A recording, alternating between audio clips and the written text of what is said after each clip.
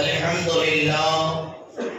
لله نحمده ونستعينه ونستغفره ونؤمن به ونتوكل عليه ونعوذ بالله من شرور أنفسنا ومن سيئات أعمالنا من يهده الله فلا مضل له ومن يضلله فلا هادي له ونشهد أن لا إله إلا الله وحده لا شريك له ونشهد أن سيدنا ومولانا محمدا عبده ورسوله أما بعد فأعوذ بالله من الشيطان الرجيم بسم الله الرحمن الرحيم سبحان الذي أسرى بعبده ليلا من المسجد الحرام إلى المسجد الأقصى الذي باركنا حوله لنريه من آياتنا إنه هو السميع البصير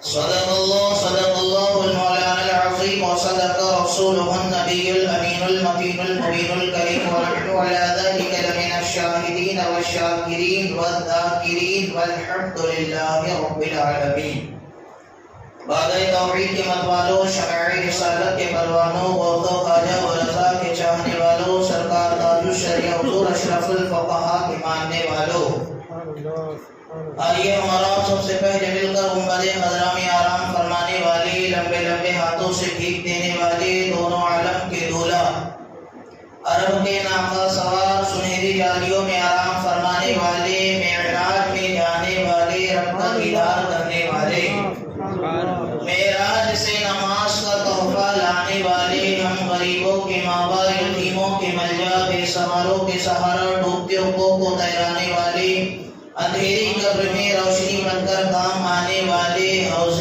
کوثر پر جام پلانے والے، جنت کا مژدہ سنانے والے، گنہگاروں کو سینے سے لگانے والے، پل صراط پر رب سلم کی صدائے دینے والے، ہم غریبوں کے ماوا، یتیموں کے ملجا، بے سہاروں کے سہارا، چارہ ساز دردمندہ جناب حبیب مجتبی محمد مصطفیٰ ارواحنا فدا صلی اللہ علیہ وسلم کی بارگاہ میں اپنے غلامی کا ثبوت دیتے ہوئے بآواز بلند درود پاک کا نذرانہ عقیدت پیش کرے اور پڑھے اللہم صلی علی سیدنا و مولانا محمد طب القلوب و دوائها و عافیت الابدان و شفائها و نور الابصار و ضیائها وعلى آلہ و اصحابہ دائما ابدا۔ کچھ لمحہ کچھ وقت میں آپ کے درمیان حاضر ہوں۔ یہ شب بڑی مبارک ہے، اتنی مبارک یہ شب ہے کہ حضور اکرم صلی اللہ تعالی علیہ وسلم کے معجزات میں سے سب سے باکمال اور سب سے بڑا معجزہ کہ اپنی ماتھے کی نگاہوں سے آپ نے رب کا دیدار کیا، بہت بڑا معجزہ ہے نا۔ لوگ اسی چکر میں ہیں کہ جسم کے ساتھ گئے تھے کہ بغیر جسم کے گئے تھے، کیسے گئے تھے، کب گئے تھے، بستر بھی گرم رہا، کنڈی بھی ہلتی رہی، پانی بھی بہتا رہا، کیسے جا کر آ گئے، سب اسی کے چکر میں گھن چکر بنے ہوئے۔ لیکن اللہ تبارک و تعالیٰ نے قرآن پاک میں جو آیت فرمائی ہے، جو معراج کے تعلق سے ہے اور جس کا میں نے جو ہے تلاوت کرنے کا شرف حاصل کیا ہے، اس کا پہلا لفظ سارے اعتراض کو دور کر دیتا ہے۔ پہلا لفظ وہ ہے سبحان۔ اب سبحان کون ہے؟ پاک ہے وہ ذات۔ کون سی ذات پاک ہے؟ بولو یار، اللہ کی ذات ہے نا۔ تو اللہ چاہے تو کیا نہیں کر سکتا؟ نہیں کر سکتا۔ اللہ تبارک و تعالی نے قرآن پاک کی یہ آیت کو جو شروع کیا ہے، اس کی جو ابتدا ہے وہ اپنے نام سے کی ہے، اور ترجمہ ہے سبحان الذی اسری بعبدہ لیلا من المسجد الحرام الى المسجد الاقصى الذی بارکنا حولہ لنریہ من آیاتنا انہ هو السمیع البصیر، کہ پاک ہے وہ ذات جو لے گئی راتوں رات، پاک ہے وہ ذات جو لے گئی، لے جانے والا کون ہے؟ وہ لے جانے والا ہے۔ اعتراض اس وقت ہو سکتا تھا اگر اعتراض کیا جائے کہ حضور پاک صلی اللہ تعالیٰ علیہ وسلم اپنا اپنا چلے گئے۔ اگر یہ ہوتا کہ بھئی پاک ہے وہ ذات جس کا بندہ راتوں رات مسجد اقصیٰ سے مسجد حرام کی طرف گیا اور ہم نے اس کو سیر کرائی، جس کے ارد گرد بھئی برکتیں رکھی ہوئی ہے، تو اعتراض بنتا تھا کہ تو حضور پاک صلی اللہ علیہ وسلم خود چلے گئے۔ لیکن اللہ نے پہلے ہی سارے اعتراض کرنے والوں کے اعتراض کو کاٹ دیا ہے۔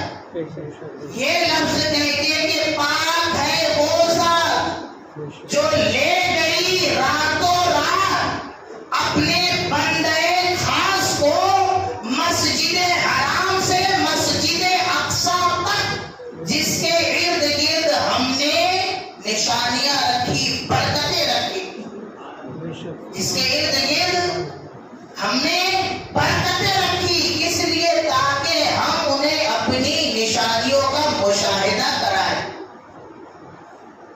اب لے جانے والی ذات اللہ کی ہے، جانے والی ذات رسول اللہ کی ہے۔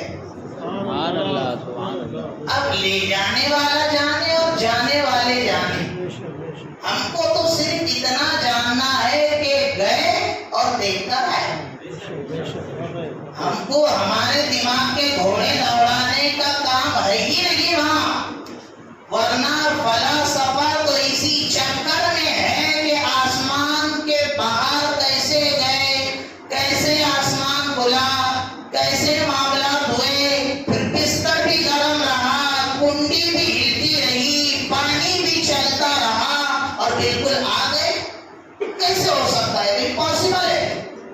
ارے کیسے نہیں ہو سکتا ہے؟ آپ ایک ایگزامپل کے طور پر مثال دیکھیں، ہماری مسجدوں میں گھڑی ہے، سب آپ دیکھتے ہیں، آپ کے گھروں میں بھی گھڑی ہے کہ نہیں ہے گھڑی؟ آپ اگر اپنی گھر کی گھڑی سے یا ہاتھ کی گھڑی سے سیل نکال دو، اگر آپ نے سیل نکال دیے تو کیا اپنی گھڑی چلے گی؟ چلے گی؟ نہیں چلے گی۔ کیوں نہیں چلے گی؟ کیونکہ گھڑی کی جو جان ہے، گھڑی کی جو روح ہے، سیل وہی نہیں ہے اس میں، تو گھڑی کیسے چلے گی؟ اور پھر آپ 10 سال کے بعد میں اس کے اندر سیل ڈالیں گے تو گھڑی کہاں سے چلے گی؟ جیسے رکی تھی ویسی چلے گی۔ تو پھر اب آپ کیا بولیں گے؟ یہ تو وہیں سے چالو ہو گئی، اس نے تو پورے 10 سال کا ٹائم گزارنا تھا، جو ٹائم ہو رہا تھا بھی وہاں سے چالو ہونا تھا۔ ایسا نہیں ہے، جب جان پڑے گی تو جہاں رکی تھی وہیں سے چالو ہوگی۔ تو جب ایک گھڑی بغیر سیل کے چل نہیں سکتی تو کائنات کی روح نکل جائے تو کائنات کیسے چل سکتی ہے؟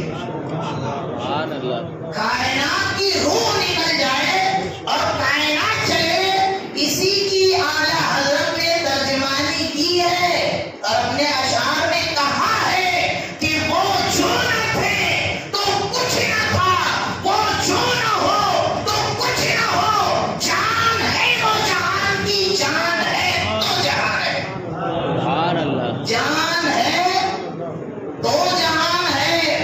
ہم کہتے ہیں حضور کا جانا کمال نہیں ہے، حضور کا واپس آنا کمال ہے۔ حضور کا جانا کمال نہیں ہے، وہاں سے واپس آنا کمال ہے، کیونکہ حضور کی اصل نور ہے۔ کیا حضور کی اصل؟ اب یہ میں نہیں کہہ رہا ہوں، حدیث پاک کہہ رہی ہے۔ حضور پاک صلی اللہ علیہ وسلم ارشاد فرماتے اول ما خلق اللہ نوری، اللہ نے سب سے پہلے میرے نور کو پیدا کیا۔ کس چیز کو؟ نور کو پیدا کیا۔ تو جو نور ہے، جس کی اصل نور کے پاس ہونی چاہیے، وہ تو اپنے اصل مقام میں رک جانا چاہیے. وہ واپس آ گئے، یہ کمال ہے. اور شاعر نے کہا ہے وہ ہر عالم کی رحمت ہے، کسی عالم میں رہ جاتے یہ ان کی مہربانی ہے کہ یہ عالم پسند آیا. یہ ان کی مہربانی ہے کہ یہ عالم پسند آیا. اب وہ اتنے وقت میں گئے آئے تو یہ سب لے جانے والی ذات ان اللہ علی کل شیء قدیر میرے رب کی ذات ہے نا. اور امام غزالی رحمت اللہ تعالی علیہ سے کسی نے پوچھا کہ ایسی بیٹھے ہوئے تھے تو کہا حضور پاک صلی اللہ علیہ وسلم جو معراج کے لیے گئے تو کتنا وقت لگا؟ کیونکہ آپ دیکھیں جو کتابوں میں احادیث میں جو تذکرہ آتا ہے کہ بھئی پہلے آسمان سے دوسرے آسمان پر جانے کی جو مسافت 500 سال کی ہے، پھر وہ آسمان کی موٹائی 500 سال کی ہے، پھر وہ آسمان سے وہ آسمان پہ 500 سال، پھر وہ آسمان کی موٹائی 500 سال. تو ایسا حساب لگا کر جو پورے ساتوں آسمان، سدرۃ المنتہا، کرسی، عرش، لوح قلم، جنت، دوزخ، کعبہ حسین، لامکہ، جہاں کوئی مکہ نہیں ہے. لامکہ کو اسی لیے لامکہ کہتے ہیں کہ وہاں کوئی مکان ہی نہیں ہے. جیسے یہ مکان ہے، ہم رہ رہے ہیں، بیٹھے ہیں، اسے مکان کہتے ہیں، تو وہاں کوئی مکان ہی نہیں ہے، اسی لیے اس کو لامکہ کہتے ہیں. تو یہ ساری سیر کر کے سب دیکھ کر جنت کو دیکھ کر جہنم کا جو ہے معائنہ کر کر حضور پاک صلی اللہ علیہ وسلم جو آئے تو انہیں جو ہے 6 لاکھ سال کا عرصہ لگا. کتنے؟ 6 لاکھ سال کا عرصہ لگا. امام غزالی رحمۃ اللہ تعالی علیہ فرماتے ہیں. اور آپ اب سوچیں گے کہ بھئی یہ 6 لاکھ سال جو لگے جانے میں، آنے میں، اور پھر آنے کے بعد بستر بھی ویسی گرم رہا، کنڈی بھی ہل رہی، پانی بھی جاری ہے، تو پھر یہ کیا معاملہ ہے؟ تو کہا پھر وہی کہ جب جان نکل گئی جسم سے تو سب تھم گیا. بستر گرم کی گرم رہا، کنڈی ہلتی کی ہلتی رہی، پانی چلتا کی چلتا رہا. جب میرے حضور گئے تو سب رک گیا، اور جب وہ سب سیر کر کے واپس آ گئے تو سب واپس سے جاری ہو گئے. جو جہاں رکا تھا وہاں سے جاری ہو گیا، پانی جتنا چل رہا تھا جہاں سے رکا تھا وہاں سے جاری ہو گیا. بستر جیسا گرم تھا جتنا تھا اس وقت میں جو رکا تھا وہاں سے شروع ہو گیا. کنڈی جو ہل رہی تھی جہاں سے حضور گئے، جہاں رکی تھی وہیں سے ہلنا شروع ہو گئی. تو یہ حضور پاک صلی اللہ علیہ وسلم کا سفر معراج ہے کہ آپ جو ہے گئے اور اتنے بالکل قلیل حصے کے اندر، رات کے اندر ہے نا بھائی، آپ کو مسجد حرام سے مسجد اقصی جو لے جایا گیا، جس کی تفصیل یوں آتی ہے کہ حضور پاک صلی اللہ علیہ وسلم جو ہے آپ کے جو دنیاوی اعتبار سے جو آپ کی مدد کرنے والے تھے، جن کے اندر ایک آپ کی اہلیہ امہات المومنین میں سے حضرت خدیجہ الکبریٰ رضی اللہ تعالیٰ عنہا ہے، کیونکہ یہ مالی طور پر جو ہے اپنے مال کو خدا کی راہ میں دین کے لیے صرف کرتی تھی.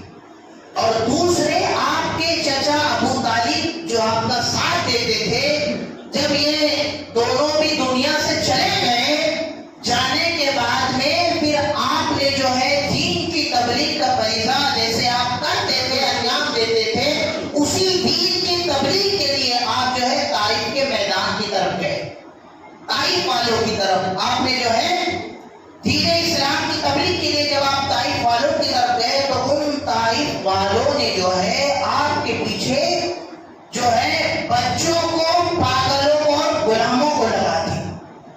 اور وہ آپ کو جو ہے جو غلام تھے، جو بچے تھے، وہ آپ کے پیچھے لگا دیے گئے، اور وہ آپ کو پتھروں سے مار دے، اور آپ کو اتنا مارا انہوں نے. حضرت زید بن حارثہ بھی اس وقت آپ کے سامنے تھے. جب وہ پیٹھ کی طرف مارتے تو زید بن حارثہ پیٹھ کی طرف جو ہے ڈھال بن جاتے، آگے سے مارتے تو آگے سے ڈھال بن یہاں تک کہ زید بن حارثہ بھی لہو لہان ہو گئے اور حضور پاک صلی اللہ علیہ وسلم کا جسم مبارک کا خون اتنا نکل گیا کہ آپ کی نالین پاک خون سے بھر گئی. اتنا خون، اتنا غم حضور پاک صلی اللہ علیہ وسلم کو جب آپ طائف کے لیے گئے دین کی تبلیغ کے لیے تو آپ کا دل ٹوٹا ہوا تھا، دل رنجیدہ تھا، غمگین تھے آپ. جب اللہ تبارک و تعالیٰ نے اپنے محبوب کو دیکھا کہ میرا محبوب رنجیدہ ہے، دل ٹوٹا ہوا ہے، لاؤ آج ہم ہمارے محبوب کو معراج کرا کے اس کے دل کو خوش کر دیں. وہاں سے حضور پاک صلی اللہ علیہ وسلم آپ کی جو جزان بہن ام ہانی رضی اللہ تعالیٰ عنہ تھی، ان کے گھر میں آپ آرام کے لیے گئے. اور جب آپ چار پائی پر آرام کر رہے تھے ام ہانی، اس میں بھی ایک حکمت ہے. حضرت ام ہانی کے گھر میں آرام کرنا اس میں بھی حکمت ہے. چاہتے تو اپنے گھر بھی چلے جاتے، اپنے گھر بھی آرام کرتے، لیکن آپ اپنے گھر نہیں گئے بلکہ ام ہانی کے گھر اور وہاں آرام کی. اس میں حکمت یہ ہے کہ اگر اپنے گھر جاتے اور اپنے گھر آرام کرتے تو جبریل امین جو چھت پھاڑ کر بغیر اجازت آنے والے تھے وہ وہاں نہیں آتے، کیونکہ اہل بیت کا گھر وہ گھر ہے کہ جہاں جبریل امین بھی بلا اجازت انٹری نہیں کر سکتے. جان رہے آپ حکمت کو دیکھیں. آپ ام ہانی کے گھر میں سلانے میں حکمت یہ ہے کہ یہ ام ہانی کا گھر ہے، یہاں بلا اجازت جبریل آ سکتے ہیں، یہاں پر بلا اجازت جبریل امین آ سکتے ہیں. اب جبریل امین آئے، اب جب اندر آئے تو آنے کے بعد میں دیکھ رہے ہیں کہ حضور اکرم صلی اللہ علیہ وسلم آرام فرما رہے ہیں. یہ بھی دیکھیں آپ، حضور پاک صلی اللہ علیہ وسلم آرام فرما رہے ہیں. جبریل امین خدا کی بارگاہ میں عرض کرتے مولا تیرا محبوب آرام کر رہا ہے، اگر میں اٹھاتا ہوں تو آرام میں خلل ہوتا ہے، مولا کیسے جگاؤں، کیسے بیدار کروں؟ تو اللہ تبارک و تعالیٰ فرماتا ہے جبریل ہم نے جو تمہیں ہوٹ دیے ہیں، ہم نے جو تمہیں ہوٹ دیے ہیں وہ ہمارے محبوب کے تلووں سے مس کرو، میرا محبوب ٹھنڈک محسوس کرے گا، نیند سے بیدار ہو جائے گا. یہی بولے سدرا والے، اعلیٰ حضرت فرماتے ہیں یہی بولے سدرا والے زمانے جہاں کے ٹھالے سبھی میں نے چھاڑ ڈالے، تیرے پائے گا نہ پایا، تیرے پائے گا نہ پایا، تجھے یک نے یک بنایا، تجھے حمد ہے خدایا، تجھے حمد ہے خدایا. اب پھر جبریل امین نے بیدار کیا، اور جب بیدار ہوئے آپ تو بیدار ہونے کے بعد میں آپ جو ہے اشارہ دیتے ہیں کہ یا رسول اللہ صلی اللہ علیہ وسلم اللہ تبارک و تعالیٰ آپ کے دیدار کا مشتاق ہے، معراج کے لیے آپ کو بلایا ہے، اور ساتھ میں آپ نے سواری کے لیے براق لایا تھا. یہ براق جو ہے اس کا قد گدھے سے اونچا اور کھچر سے نیچا ہے، اور دیکھنے میں ایک دم سفید خوبصورت جانور ہے، اور اس کا ایک قدم ایسا ہے کہ جہاں نظر پڑتی ہے وہاں اس کا ایک قدم پڑتا ہے. اب یہ سواری دیکھیں آپ کتنی زبردست ہے اور کتنی لاجواب ہے. اسی سواری کے اوپر آپ کو جو ہے بٹھا کر پہلے خانہ کعبہ کے پاس میں لایا گیا، حتیم کے پاس آپ کو لٹایا گیا، لٹانے کے بعد میں آپ کا سینہ چاک کیا گیا، اس میں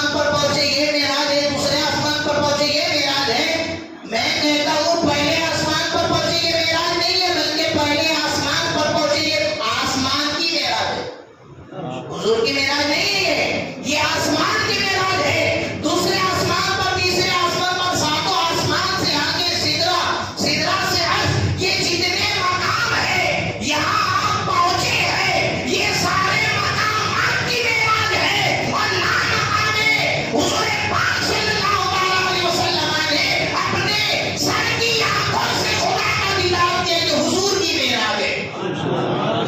یہ مقامات تک پہنچے، یہ قدم ناز جن مقامات پر لگے ہیں، یہ ان مقامات کی معراج ہے، اور شاید کہتا ہے ان کی معراج یہ ہے کہ وہ خدا تک پہنچے، اور میری معراج یہ ہے کہ میں ان کے قدموں تک پہنچا۔ شاید کہتا ہے ان کی معراج یہ ہے کہ وہ خدا تک پہنچے، اور میری معراج یہ ہے کہ میں ان کے قدموں تک پہنچا۔ تو پھر وہاں سے آپ کے دل مبارک کو جو ہے حکمت سے لبریز کر کے اور زمزم شریف سے دھل کر واپس سے رکھا گیا، اور رکھنے کے بعد میں پھر اس کو اندر رکھ کے پھر آپ کو جو ہے سواری پر بٹھا کر مسجد حرام سے مسجد اقصی تک لے جائے۔ اسی درمیان کے اندر آپ کو ایک بوڑھی عورت دکھی، تو آپ نے جو ہے جبریل امین سے پوچھا کہ یہ بوڑھی عورت کون ہے جو بلا رہی ہے؟ تو کہا حضور آپ آگے چلیں، آگے چلیں۔ پھر آگے جانے کے بعد میں جو ہے ایک شخص اور دکھا، وہ بھی اسی طریقے سے کہہ رہا تھا۔ جبریل امین نے کہا کہ حضور آپ آگے بڑھیں۔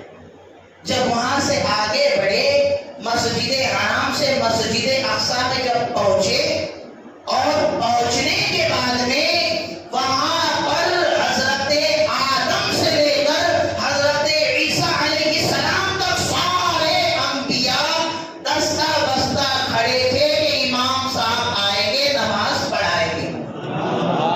دیکھیں آپ حضور پاک صلی اللہ علیہ وسلم تشریف لے گئے۔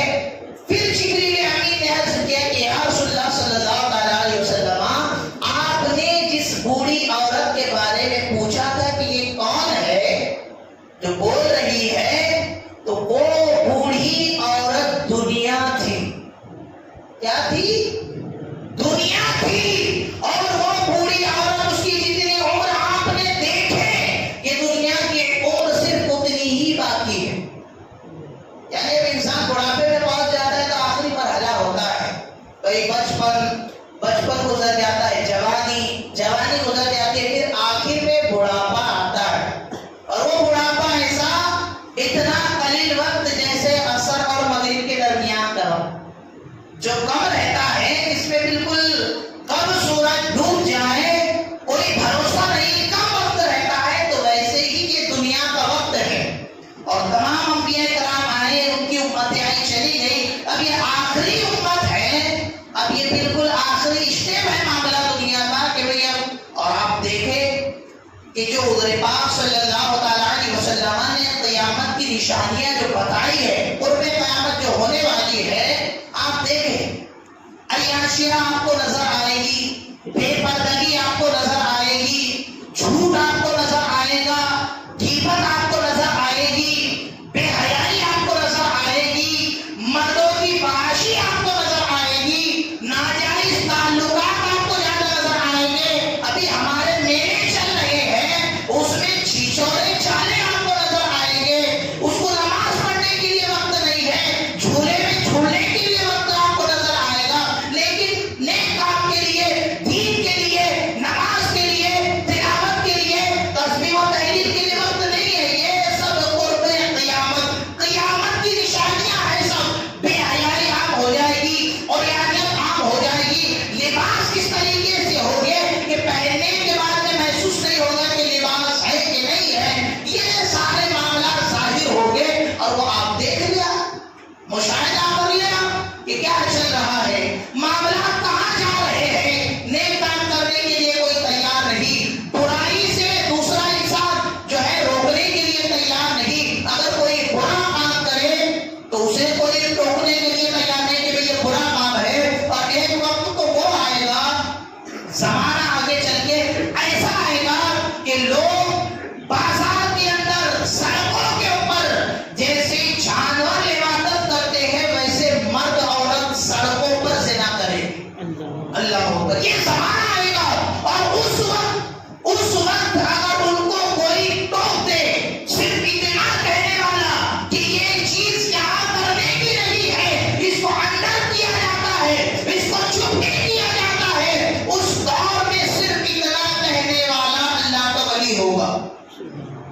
یاد رکھو آپ کیسا دور آنے والا ہے، آگے چل کے نصروں کا بھی آپ ابھی سے دیکھیے، معائنہ کیجیے، آپ دیکھیے، آپ سوچیے سمجھیے کہاں جا رہے ہیں۔ ہمارے پاس میں جو ہے دین کے لیے وقت نہیں ہے، لیکن ساری فضول باتوں کے لیے، ادھر کی ادھر کرنے کے لیے، غیبت کرنے کے لیے، چوری کرنے کے لیے، زنا کرنے کے لیے، سود کھانے کے لیے، داڑھی اڑانے کے لیے، جھوٹ بولنے کے لیے، ساری چیزوں کے لیے وقت ہے، لیکن وہ ایک انمول تحفہ، ایسا تحفہ جو نہ زمین پہ دیا گیا، نہ وہ مکہ میں دیا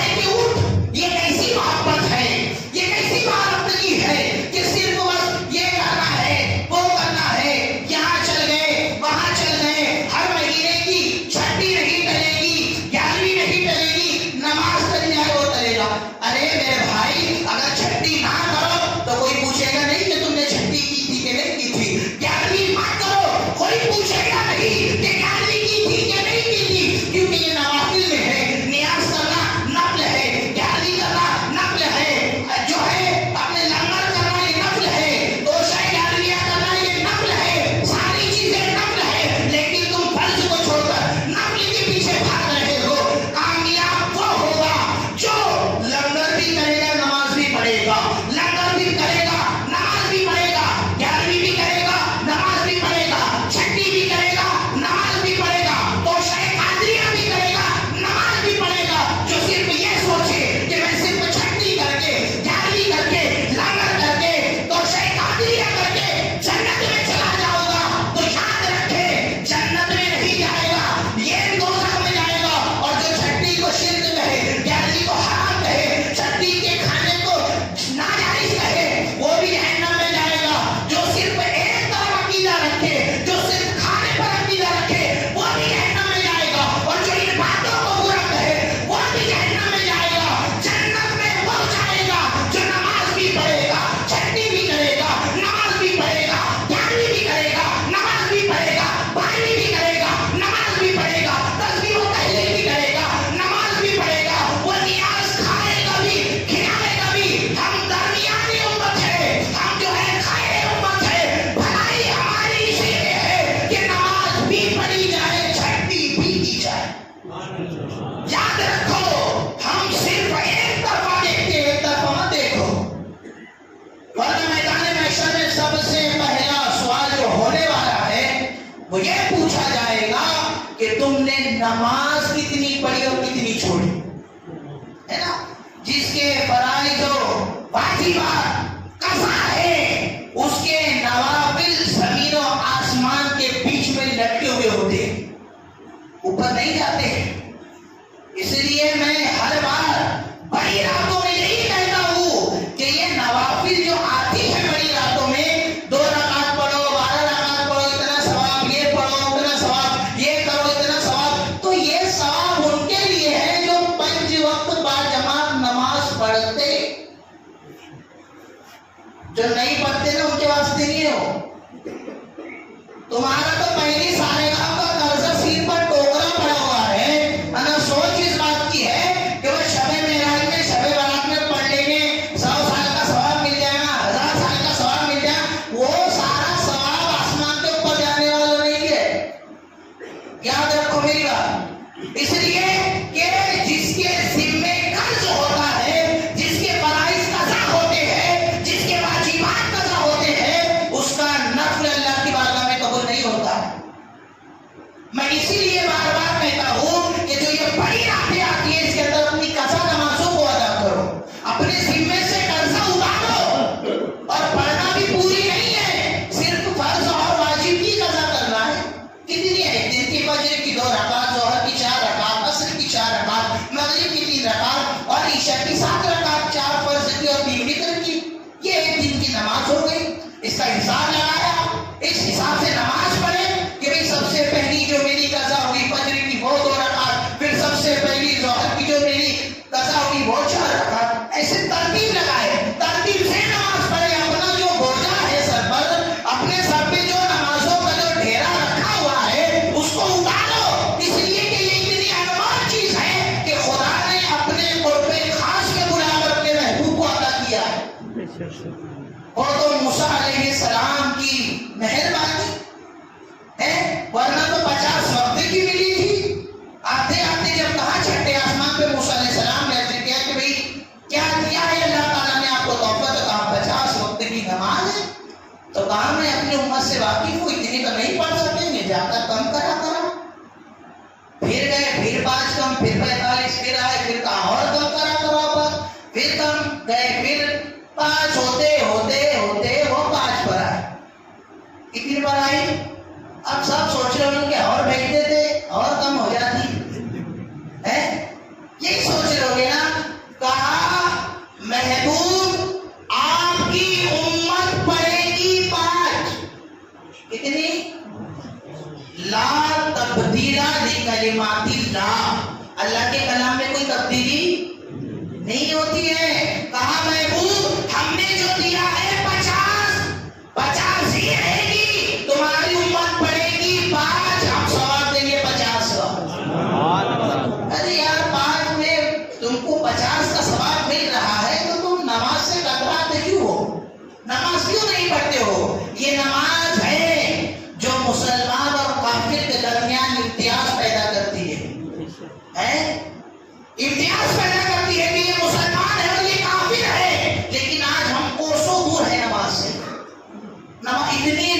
لمبی راتیں ہونے کے بعد اگر فجر میں آنکھ نہیں کھلتی تو آپ سوچو کہ اللہ ہم سے کتنا ناراض ہے کہ اس نے ہمیں اپنی بارگاہ میں کھڑے رہنے کے قابل بھی نہیں رکھا. سوچو اتنی لمبی رات ہے, 10 بجے سے جو سوئے گے تو بالکل فجر کی جو جماعت ہے وہ 6:35 پر ہے. اتنا لمبا وقت ہو رہا ہے, 8-8, 9-9, 10-10 گھنٹے کا یہ وقت ہے. اتنا سونے کے بعد بھی اگر فجر میں آنکھ نہیں کھل رہی ہے تو سوچو کہ دل کتنا کالا ہو چکا ہے, دل کے اندر کتنا بھائی گناہ کر کر کے یہ دل بالکل سیاہ ہو چکا ہے, نہ یہ بات قبول کرنے کے لائق رہا, نہ یہ عبادت کی طرف مائل ہونے کے لائق رہا.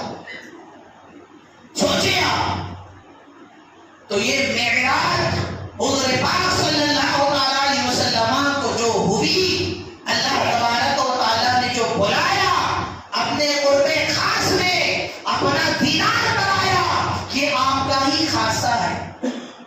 ورنہ بہت سارے انبیاء ہے کہ انہی انبیاء کے اندر ایک ذات سرکار سیدنا موسیٰ علیہ السلام کی ہے کہ اللہ نے جنہیں ہم کلامی سے نوازا, انہوں نے بھی کہا تھا کہ مولا ربی ارنی, مولا میں تجھے دیکھنا چاہتا ہوں, ہے نا.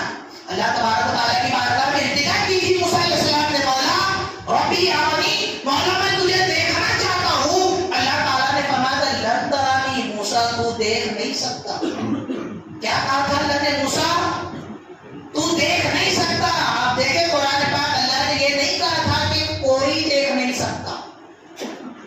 جملے پر غور کرے آپ, اللہ نے یہ کہا تھا کہ موسیٰ تو نہیں دیکھ سکتا, یہ نہیں کہا تھا کہ کوئی نہیں دیکھ سکتا. اگر کوئی نہیں دیکھ سکتا تو پھر حضور کی ذات بھی آ رہی ہے اس میں. کہاں موسیٰ ہم کو دکھا دیں گے, تم نہیں دیکھ سکتے. پھر اللہ تعالیٰ نے جو سوئی کے ناکے سے بھی بھاری بالکل تجلی جو ڈالی ہے کوہ طور پر, تو وہ دور تھام نہ لا سکا, چل کر بالکل کوئلہ ہو گیا. موسیٰ علیہ السلام بے ہوش ہو کر گر گئے, اور گرنے کے بعد جب ہوش آیا موسیٰ علیہ السلام عرض کرتے مولا تیری شان بڑی نرالی ہے, مولا تیری شان بڑی نرالی ہے. کہا تم نہیں دیکھ سکتے, لیکن ہاں ایک ہوگا میرا محبوب جو اپنی ماتھے کی نگاہوں سے ہمیں دیکھے گا, ہے نا. تو کہا مولا وہ جو دیکھنے والے ہوگے انہی کی آنکھوں کا دیدار مجھے کرا دے. تو یہی ہے آتے وقت جو موسیٰ علیہ السلام نے کہا تھا کہ جائیے اور کم کرائیے, جائیے اور کم کرائیے. فائدہ ہمارا ہو رہا تھا, جلوے موسیٰ علیہ السلام دیکھ رہے تھے. فائدہ تو ہمارا ہو رہا تھا. اللہ نے اپنی مرضی سے محبوب کو ایک بار بلایا, اور محبوب اپنی مرضی سے 9 مرتبہ گئے. بلایا اپنی مرضی سے 1 مرتبہ, اور محبوب اپنی مرضی سے 9 مرتبہ گئے. اور موسیٰ علیہ السلام اسی آنے جانے میں حضور پاک صلی اللہ علیہ وسلم کی آنکھوں میں رب کے جلووں کا مشاہدہ کر رہے تھے. یہی بات تھی کہ جائیے اور کم کرائیے, جائیے اور کم کرائیے. اور اس کی دلیل جو ہے قرآن پاک سے بھی ملتی ہے. اتنے کم وقت میں کیسے آ گئے؟ آپ نے حضرت سلیمان علیہ السلام کا نام سنا ہوگا. سلیمان علیہ السلام اللہ کے وہ جلیل القدر نبی ہے کہ اللہ تبارک و تعالیٰ نے انہیں جو سلطنت دی, ہواؤں کے اوپر, چرندوں کے اوپر, پرندوں کے اوپر, جناتوں کے اوپر, ساری چیزوں کے اوپر حکومت حضرت سلیمان علیہ السلام کی چلتی تھی. ایسے حضرت سلیمان علیہ السلام کی شان وہ شان ہے کہ پرندے جو ہے, ہوا جو ہے آپ کا تخت اٹھا کر ہوا میں لے کر جاتی تھی. ہوا بالکل ہوا میں آپ کا تخت چلتا تھا, اور جہاں جانا ہوتا تھا حکم دیتے تھے کہ ہوا میرے تخت کو اٹھا فلاں جگہ لے کر چل. تو ہوا بھی آپ کی تابعدار تھی, ہوا آپ کا حکم سنتی تھی. چرند پرند آپ کا حکم سنتے تھے, چرندوں کی بولیاں آپ سنتے تھے, جنات آپ کا حکم مانتے تھے. یہ بیت المقدس کی جو تعمیر ہے, جو بیت المقدس آج آپ دیکھ رہے ہیں,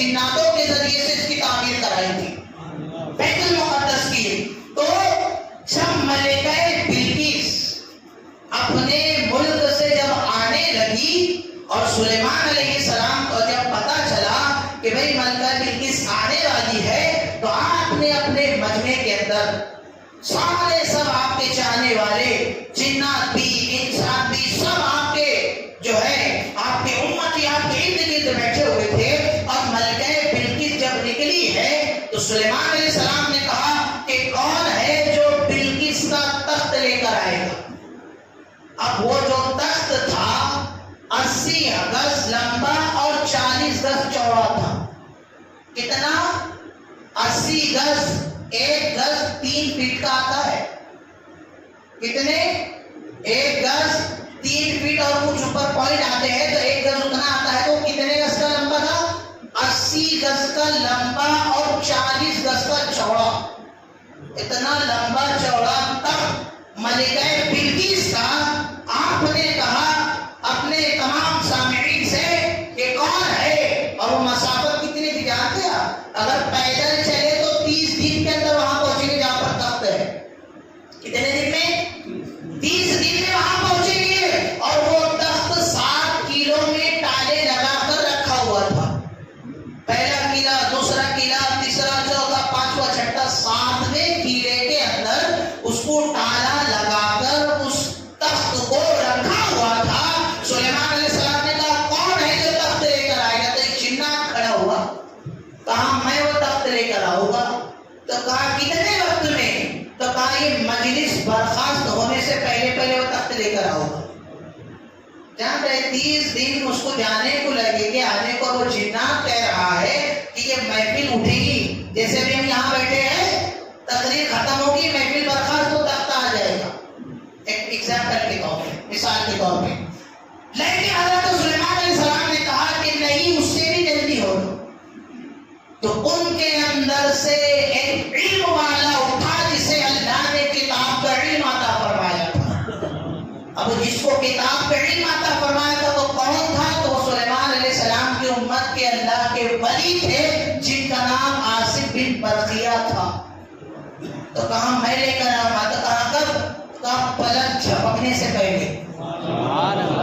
کب؟ پلک جھپکنے سے پہلے۔ اور سلیمان علیہ السلام نے پلک جھپکائے اور جھپکنے سے پہلے عاصم بن برقیہ وہ تخت لے کر آ گیا تھا۔ تخت لے کر آ گیا۔ سلیمان علیہ السلام خوش ہوئے اور کہا یہ اللہ کے فضل و کرم سے ہے۔ تو جب حضرت سلیمان علیہ السلام کی امت کا ایک ولی 30 دن کی مسافت کا 7 کیلو میں بن 80 گز لمبا 40 گز چوڑا وہ تخت پلک جھپکنے سے پہلے آ سکتے ہیں، تو میرا رب بستر گرم سے ٹھنڈا ہونے سے پہلے 7 آسمان، عرش، کرسی، لوح و قلم، لامکہ، سدرہ اور لامکہ کے اندر بلا کر اپنا دیدار کرا کر واپس کیوں نہیں بھیج سکتا؟ نہیں بھیج سکتا۔ جب ایک سلیمان علیہ السلام کی امت کا ایک ولی پلک جھپکنے سے پہلے تخت لا سکتا ہے، تو رات کے تھوڑے سے حصے کے اندر اللہ کا محبوب 7 آسمان کی سیر کر کے اللہ کا دیدار کر کے آ سکتا ہے، بالکل آ سکتا ہے۔ ہمیں جو ہے صرف یہی دھیان میں رکھنا ہے کہ معراج کرانے والا میرا رب ہے، معراج کرنے والے رسول پاک ہے، اور معراج میں ساتھ میں جانے والے جبریل امین ہیں۔ ان کی بھی ایک حد تھی۔ سدرۃ المنتہا جو بیری کا ایک نورانی درخت ہے جس کے پتے ہاتھی کے کان کے برابر ہے اور اس کے بیر رنجن کے برابر ہی ہے۔ سدرۃ المنتہا میں نام سنے، یہ بیری کا ایک درخت ہے سدرۃ المنتہا۔ اس کی جڑیں چھٹے آسمان میں ہے اور اس کی شاخیں جو ہیں 7ویں آسمان کے اوپر ہے۔ اس کی شاخیں اور اس کے درخت جو ہے، اس کے بیر مٹے رنجن کے برابر کی، جو لمبے والے رنجن آتے اس کے برابر کی اس کے بیر ہے، اور اس کے جو ہے پتے ہاتھی کے کان کے برابر ہے۔ تو یہ جبریل امین کی آخری حد تھی۔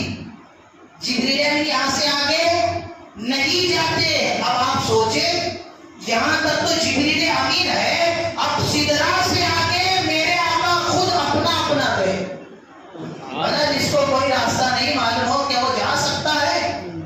جا سکتا ہے کیا؟ نہیں جا سکتا ہے، لیکن میرے آقا نور ہے اور اپنی نورانیت سے سارے راستے جانتے ہیں کہ جانا کدھر ہے اور آنا کدھر سے ہے نا؟ میرے آقا کی ذات وہ ذات ہے۔ تو اللہ تبارک و تعالیٰ نے اس مقدس رات کے اندر حضور اکرم صلی اللہ تعالیٰ علیہ وسلم کو اپنے سر کی آنکھوں سے اپنا دیدار کرایا ہے نا، اور یہ آپ کی ذات ہے۔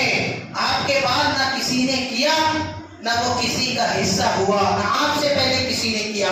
تو اللہ تبارک و تعالیٰ نے حضور اکرم صلی اللہ تعالیٰ علیہ وسلم کو اس معراج کی رات میں جو انعام و اکرام دیے، جو نشانیاں دکھائی، جنت و دوزخ کو آپ نے دیکھا، جنت کی نہروں کو آپ نے دیکھا، اور جو ہے ایک حکمت یہ بھی بتائی جاتی ہے معراج کی کہ حضور اکرم صلی اللہ تعالیٰ علیہ وسلم کی جو امتی ہے، ان اللہ اشترى من المؤمنین انفسهم واموالهم بان لهم الجنہ، کہ مسلمانوں نے اپنی جانوں کو خدا کو فروخت کر دیا ہے، اور بیچ میں خرید و فروخت کرنے والے بیچ میں نبی پاک ہے۔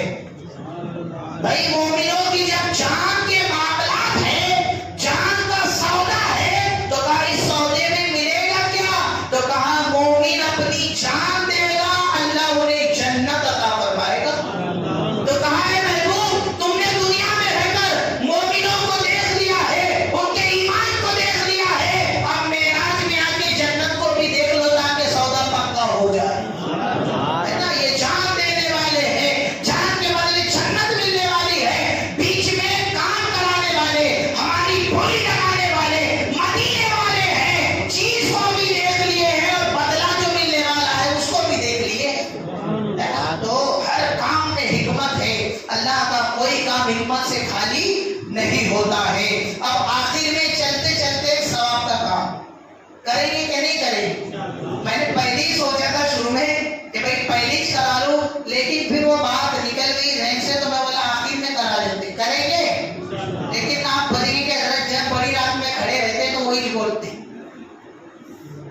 کیا بولتا میں معلوم ہے؟ آپ نے ہر دم سنا ہوگا کہ بھائی ہم مسجد میں آئے ہیں، روز پوڑا پان کھا پی کے 50-100 تو ایسی بھوا دیتے، کرتے کہ نہیں کرتے؟ مسجد میں آتے تو صرف ایک بات یہ کہ بھئی مسجد میں آپ کچھ نہ کچھ دے، مسجد میں آپ کچھ نہ کچھ دے، یہی بات میں پہلے کرنے والا تھا، لیکن میں نے نہیں کہ آپ سوچیں گے کہ بھئی حضرت جب دیکھو جب مسجد کے کھلتے، میں صرف یہ سوچتا ہوں کہ بھئی جو کنجوس ہوگا، جو دیتا نہیں ہوگا، تو کبھی میرے بولنے پر انہیں دے دیا اور وہ معاملہ قبول ہو گیا تو میرے بولنے کی وجہ سے میری بخشش ہو جائے گی، اس کے دینے کی وجہ سے اس کی بخشش ہو جائے گی۔ وہ کون سے میرے کسے میں آنے والے، میرے کسے میں تھوڑی آنے والے، وہ سارے مسجد کے نئے کام میں جانے والے ہیں۔ تو میں یہ کہوں گا کہ کوئی بھی ایک دو نوجوان کھڑے ہو جائے اور مسجد کے لیے جو ہے وہ جھولی گھما لیا، پیٹی ہوگی تو پیٹی گھما لیا، اور جو اگر ایسا دینا چاہتے ہیں زیادہ رقم 500 200 300 تو وہ بھی دے سکتے ہیں، یہ دے لیے 500 روپے، یہ دیکھیے ماشاءاللہ یہ شانور بھی ان کے سارے ثواب کے لیے مسجد میں 500 روپے دیکھیے، یہ ایسی بڑے راتیں ہوتی ہے جن میں ہم ہمارے مرحومین کے لیے، رشتہ داروں کے لیے، خاندان والوں کے لیے، خود اپنے لیے یا جن کے لیے بھی دینا چاہتے ہیں دے سکتے ہیں، کیونکہ اللہ کے گھر میں آپ دیں گے تو اللہ کو نوازتا جائے گا، ہے نا؟ تو آپ دینے میں کنجوسی نہ کرے، جو بھی ہو سکے جیسا بھی ہو سکے بڑھ چڑھ کر حصہ لے۔ اسی طریقے سے دیکھیے حجن بیت البی حاجی مجید خان اعلان بھی کرنا ہے اور بولنا بھی ہے کہ بھئی 22 فروری کو ہمارے بچوں کا جلسہ ہونے والا ہے، پتہ ہے کیا آپ کو؟ جن کے بچے آتے ہوں گے مدرسے میں پڑھتے ہوں گے ان کو پتہ ہے، اب جن کے بچے نہیں تو پھر ان کو کیا پتہ ہوگا، تو پھر ان تک کے بھی بات پہنچانا ضروری ہے کہ نہیں؟ کیونکہ وہ ایسا ہوتا ہے کہ بھی ان کے بچے پڑھ لیں تو وہ پیسے دیں گے، ان کے بچے نہیں تو یہ کیا دیں گے، ایسا نہیں ہے، بچے ہیں، آپ حوصلہ افزائی کریں گے تو بہت بڑی بات ہے نا؟ تو 22 فروری کو جو ہے ہمارے مدرسے کا سالانہ جلسہ، یہ تیسرا جلسہ ہونے جا رہا ہے نا؟ بچے جو ہے مختلف طریقے سے کوئی نام لیتا ہے، کوئی تقریر لیتا ہے، کوئی سوال و جواب کرتا ہے، کوئی دعائیں لیتا ہے، کوئی حدیث لیتا ہے، یہ صرف بچوں کے دلوں میں دین کا جذبہ ڈالنے کا ایک ذریعہ ہے نا؟ ورنہ ہمارے بچپن میں ہم بھی ایسی جلسوں میں پڑھتے تھے، پڑھتے ایک دلی شوق ہو گیا اور پھر دل میں بات بیٹھ گئی کہ پڑھنا ہے تو عالم دین بننا ہے. تو بچوں کے ایسے دل ابھرتے ہیں ایسے کام کرو. تو 22 فروری کو جلسہ ہے، سنیچر کا دن ہے، اور جو ہے تو اس کے اندر جو لوگ دینا چاہتے ہیں، ہم نے تو اس کے تعلق سے جیسا بھائی صلاح مشورہ کیا تھا کہ بھائی جتنے بچے پڑھتے ہیں تو ہر بچے سے 200 روپے لیے جائے. جو بھی جس کے جتنے بچے پڑھتے ہیں، 4 بچے پڑھتے ہیں، 2 بچے پڑھتے ہیں، 1 بچہ پڑھتا ہے، تو بھائی ہر بچے کے 200 روپے کے حساب سے ہم نے دیے. اب اس کے اندر کچھ بچے ایسے بھی ہیں کہ بالکل وہ زیادہ ہی غریب ہیں. ہر کیٹیگری کا بچہ نہیں ہوتا ہے ہر چیز کے اندر. کچھ غریب بچے ہیں کہ بھائی جن کے ماں باپ دے نہیں سکتے، یا پھر کچھ وجہ ہے ان کی بیچاروں کے کمانے والے ہوتے نہیں ہیں، تو پھر جنہوں نے بچوں نے دیے تھے انہوں نے تو حصہ نہیں لیا. پھر کچھ بچے ہیں کہ بھائی جن کے پیسے نہیں جم رہے تو کہہ رہے حضرت ہم نہیں لے رہے حصہ. ایسی بات ہو جائے تو میں ایسا، میری یہ خود کی رائے ہے، میں یہ کہنا چاہتا ہوں کہ بھائی جو حضرات حصہ لینا چاہتے ہیں، اللہ اس کے اوپر زور زبردستی نہیں ہے. دیکھیے نیک کام میں آپ حصہ لیں گے، بچے پڑھیں گے، دین پھیلے گا، لوگ عمل کریں گے، اللہ تعالیٰ آپ کو اس کا اجر دے گا. اللہ کرے کہ آپ کی اس مدد کی وجہ سے اگر کوئی بچہ اس میں سے جاگ گیا اور وہ عالم دین بننے کے لیے اس نے ٹھان لیا، تو آپ کی تھوڑی سی مدد، جب تک کہ وہ عالم دین بن جائے گا، پڑھاتا رہے گا، پڑھتے رہے گا، جب تک کہ زندہ رہے گا اپنے نام اعمال میں ثواب لکھا جائے گا. تو وہ جلسے کے تعلق سے جو بچوں نے دیے کرے، جو دینے والے ہیں بھی وہ بھی دیں گے. تو میں ایسے سوچ رہا تھا کہ جو حیثیت والے لوگ ہیں، اللہ نے جن کو نوازا ہے، تو بھائی وہ بھی اس کے اندر دے سکتے ہیں. بھائی 500 دے سکتے ہیں، 1000 دے سکتے ہیں، 1100 دے سکتے ہیں، جو بھی آپ کی جیسی حیثیت ہے تو آپ جو ہے ہمارے ساتھی بھائی ان کے پاس میں لا کر جمع کر سکتے ہیں. کیونکہ ہم نے ایسے کسی کے اوپر زور زبردستی نہیں ڈالی. ہمارے نوجوانوں نے کہا کہ حضرت کچھ لوگ دیتے ہیں، پھر کچھ لوگ بھائی تھوڑا سا موڈ وہ ہوتا ہے، پھر وہ کہتے ہیں ہمارے بچے نہیں پڑھتے، جن کے پڑھتے ہو دیں گے، جن کے نہیں پڑھتے ہو. تو ایسا نہیں ہے. یہ پورا ہمارا ایک سسٹم ہے پورے خواجہ نگر کا. بھائی کس کے بچے پڑھے کہ مت پڑھے، مسلمان ایسے ہوتا ہے جیسے پورے جسم کا ایک ڈھانچہ. اگر آنکھ میں تکلیف ہوتی ہے تو پورا جسم بے قرار ہوتا ہے. ہوتا ہے کہ نہیں ہوتا ہے؟ تو اگر جلسہ ہو رہا ہے، ہمارے بچے پڑھے نہ پڑھے جو بھی کرے، تو ہمیں اس کے اندر حصہ لینا ہے. لیں گے آپ حصہ؟ لیں گے انشاءاللہ. ابھی 22 فروری کو وقت ہے، تو جو حضرات دینا چاہتے ہیں، جمع کرانا چاہتے ہیں، تو وہ ہمارے ساجد بھائی کے پاس میں بھی دے سکتے ہیں، یا ہمارے سید بھائی صاحب، وہ تو بالکل ٹینشن نہیں، ان کے پاس میں کوئی بھی کب بھی لا کر دے دیتا، بالکل وہ بڑے بڑے اماؤنٹ لے کر آتے، تو آپ ان کے پاس میں بھی دے سکتے ہیں. اللہ تبارک و تعالی ہمیں اور آپ کو کہنے سننے سے زیادہ ان تمام باتوں پر عمل کرنے کی توفیق اور عطا عطا فرمائے. راتوں میں جا کر ہلڑ بازی، بائیکر دوڑانا، چوراہوں پر بیٹھنا، اپنی ذات سے دوسرے کو تکلیف ہو، یہ سب کام نہیں ہونا چاہیے. اگر جاگنا ہے تو مسجد میں آ کر نماز پڑھو، عبادتیں کرو، قضا نماز پڑھو، قرآن پاک کی تلاوت کرو، تسبیح کرو، درود پاک پڑھو، کلمہ طیبہ پڑھو. یہ سب نہیں کرتے تو چپ چاپ گھر پر جا کر نہ سو جاؤ. اس کو گاؤں بڑی رات کے نام پہ، اس کے نام پہ کہ بھئی اپنی ذات سے دوسرے کو تکلیف ہو، یہ نہیں ہونا چاہیے. اور کل کے روزے کی فضیلت یہ بھی ضروری ہے بتانا. کل کے دن جو 27 تاریخ ہے، اس کی فضیلت بھی آئی ہوئی ہے حدیث پاک کے اندر کہ جو کل کا 27 تاریخ کا ایک روزہ رکھے گا، اللہ تعالیٰ اس کے نام اعمال میں 100 روزوں کا ثواب عطا فرمائے گا. اور تمام حضرات کوشش کرے کہ بھئی کل کے دن جو ہے سحری کرے آپ، اور کل کا روزہ رکھے. جو روزے کا وقت ہے وہ انشاءاللہ تعالیٰ کی نماز کے بعد میں تقویم میں دیکھ کر وہاں پر دکھا دوں گا. اللہ تبارک